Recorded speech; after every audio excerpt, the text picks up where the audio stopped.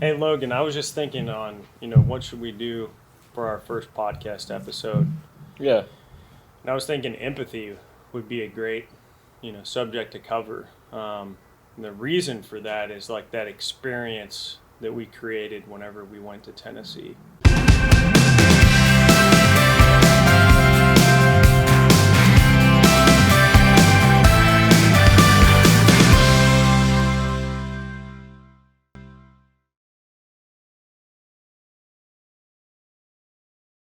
So, Right. could you tell me more about empathy?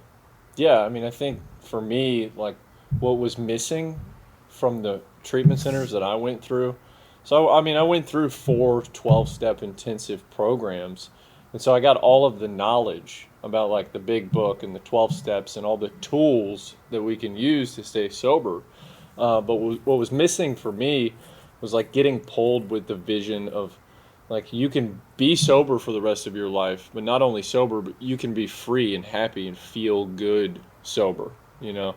And I think that's something that we've turned around here, in the past 3 years is it used to be a lot more militant, based on knowledge. Like you need to learn the big book, learn the tools, and less about like you can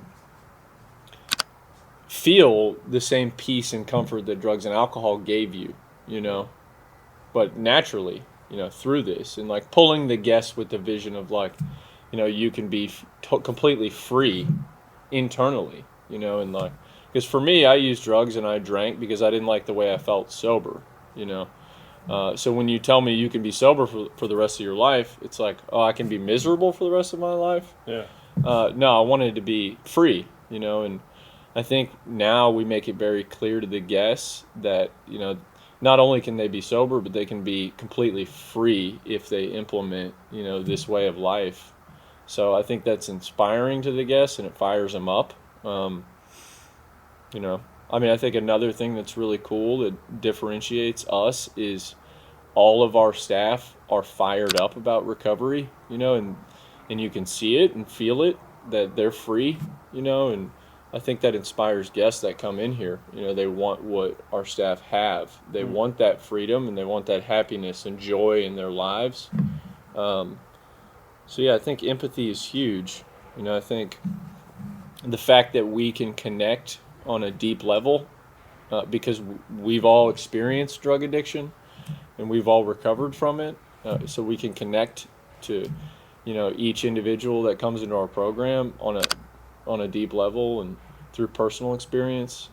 I think that helps us um, inspire them and Yeah, I like what you were saying about the way of life. That always sticks with me because my addiction was a way of life. And that was something that I guess I was in delusion or denial about, is that like if I just stopped using drugs or if I just like stopped drinking, that like everything would get better. And I did that time and time again, and then I would start again. right. Right. And so like the knowledge and the learning about the tools of recovery like is vital, but if I'm not having an experience with it, then it won't become a way of life. It's just like, starting that one diet, Mm-hmm. and it not being a part of my life. And so like I lose 10 pounds, but then I gain 15 back, and so I think like the way we set that up is through empathy, right? And through that connection, because Mm. connection is the opposite of addiction. Yeah. So I think making that transition of, holding our guests accountable, but also in the sense like I don't ask a guest to do anything that I haven't done, and that's what I love about our program and love about what we've begun to implement. And like we're always trying to like figure out like, okay, where can we grow? Mm. Like not only as a staff, not only as like our alumni, but like as a whole, because we are one. And I think that way of approaching men and their families like really goes a long way, because like this isn't something we're like guessing at or theorizing about. Like this is all of our experiences, and it's a beautiful thing to be a part of. Yeah. So Logan, like that makes me think about my family's approach and how they approached me. whenever they're trying to get me help. And, I have to, wonder like what would be some steps that they should follow, like if they're trying to approach their son to get help through empathy. Well, yeah, I mean, what you were saying makes me think about like the difference between my mom's approach to trying to get me help and my dad's approach. My dad would just be like, "You need to go into the army," or "He needs to. Why can't he just stop doing what he's doing?" Because he was always able to, make rational decisions, and like, for a normal person, it doesn't make sense that somebody who's experienced consistent consequences will continue to make the decision that they're going to, do drugs and alcohol, regardless of all the consequences. And I think my mom's approach was more, of an empathetic approach. It was like she saw that I was struggling with something, knew that I wasn't just stupid, knew that it was something that was kind of too difficult for me to utilize self-will or implore self-will around. And I think she met me with empathy, and that was, like, I'm here for you, like I know where you're going through is really difficult. And it was more of a love approach, and like, I can't imagine what you're going through. But at the same time, if I were to give steps for a family member on how to utilize this approach, it's a balance. It's just like we have to experience on a daily basis with our guests, is a balance of like set boundaries. It's like if I'm a family member, I look at, how am I currently supporting my loved one's addiction, and for my mom, that was bailing me out of jail, giving me $200, every 2 days. Yeah. Buying my lies, buying me cars, setting me up with an apartment, writing papers for me, whatever it was, and I think that needed to end. For me to actually go into treatment, I needed some set boundaries, So I guess the advice I would give is look at where am I currently supporting my loved one's addiction, whether that's paying for, their housing or bailing them out of situations that they got themselves into. So I would say, like, with those, in my experience, you have my mom on one hand is super nurturing and empathetic and, feels really bad for me. And then my dad is on the other end of the spectrum where it's super disciplined and why can't you just, be normal, like why can't you just make rational decisions, I think meeting somewhere in the middle, and showing that empathy, but also having hard boundaries, like, look, I'm not going to support you in these ways because I love you, and because I'm concerned for your well-being, I'm willing to support your recovery and everything that goes with that. Like, I'm here for you if you want help, but I'm not willing to support the addictive behaviors and everything that goes with that, like paying your bills, giving you housing if you're living with me, and using drugs. But I think communicating to the individual that's struggling that you love them, and because you love them, you're going to set these boundaries. I think that's a very useful tactic to getting the individual the help they need. Yeah, and I think, the biggest thing is the response, right? Is like, so I know that whenever my family, in like 7 years of me going in and out of treatment, like they gathered some tools. And so like as they started to implement these tools where, it's like my mom would always bail me out, both parents would, but, mainly it was my mom. Like, so she started setting these boundaries and my response was, pretty much hostile, and so like I would go to the extreme because I'm not used to my mom loving me in a way that's supportive of my recovery. Like it's no longer supportive of my addiction. So like I freak out, and so like also what I would say is like, don't expect after the first approach for your loved one to say, oh yeah, like I'm ready to get help. Because like I will continue to try to pull on the heartstrings. Like I'm going to try to get my way because I'm not in a state of normality, right? Like I'm not centered, I'm not grounded, like I'm living in my addiction.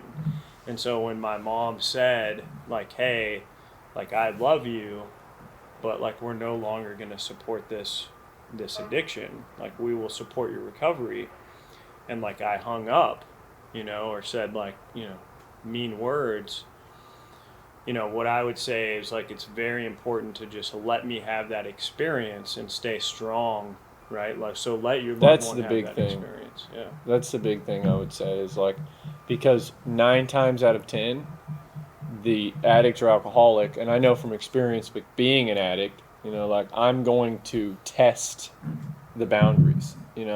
My mom might tell me, "Look, I'm not going to support you in these ways," and I'm gonna test that. Yeah. I'm gonna see if she's actually going to back that up. Yeah, because for many times, like I'm always crossing over the line, like it's drawn in the sand, Totally. and they're always like, "All right, we'll do something different."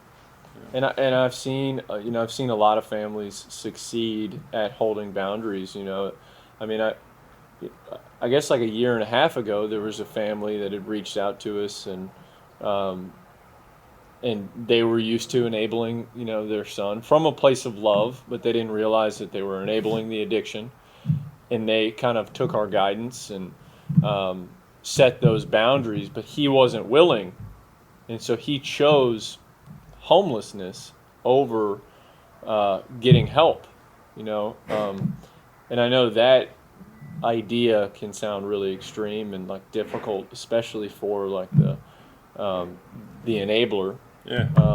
But they were able to hold firm for a year and a half, and finally, that individual reached out and said, "Look, I'm willing to do whatever it takes." So, like I know in my experience, I had the super militant dad, and I think the culture in that generation, and it's trickled into our generation, was one of like men, don't experience emotions, and like it's like you pull yourself up from your bootstraps and you get it done, like it goes against kind of a lot of what recovery is all about, and like empathy and connection, Yeah. and like talking about your feelings, talking about your emotions.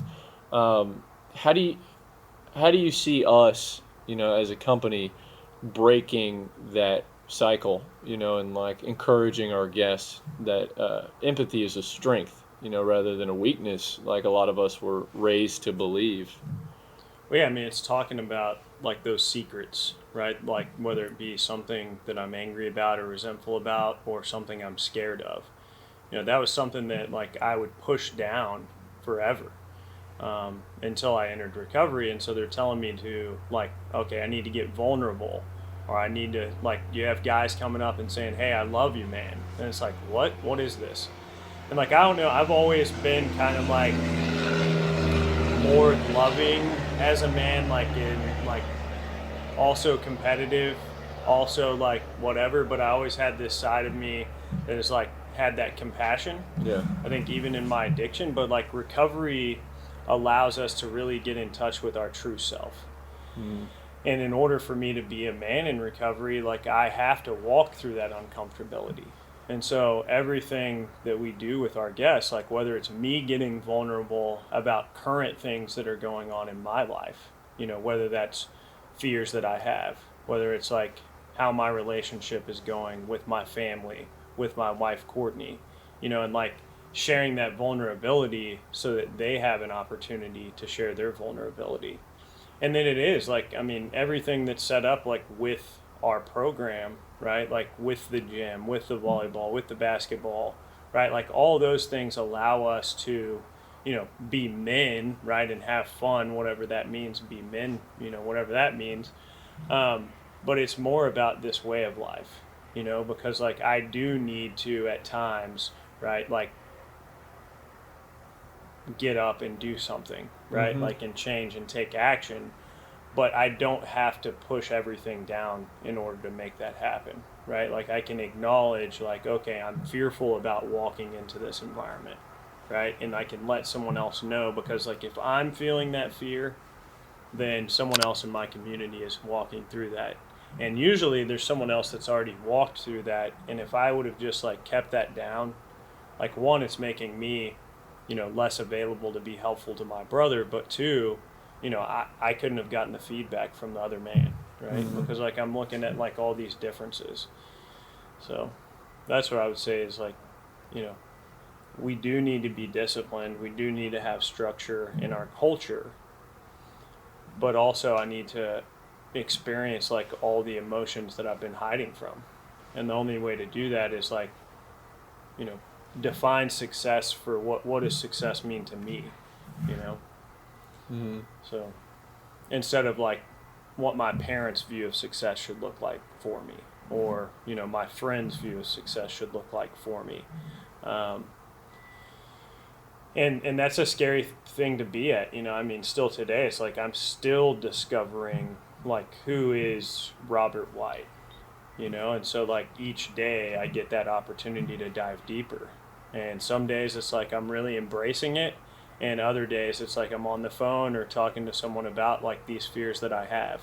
Mm-hmm. But it makes me more emotionally available, whether it be carrying that into the workplace. Right now it's like I'm not having to like push this baggage down, like I can be completely present. Well, and you can utilize the baggage. Like in Yeah. my experience, like I've seen, I can utilize the baggage to connect with other men that are experiencing these things. Yeah. And like if I get vulnerable and talk about my personal experiences, that most men wouldn't talk about, I think it, opens up the dialogue, for individuals that do have secrets that they're holding on to, or situations that they don't want to talk about as men, to talk about them, and to get some freedom from that.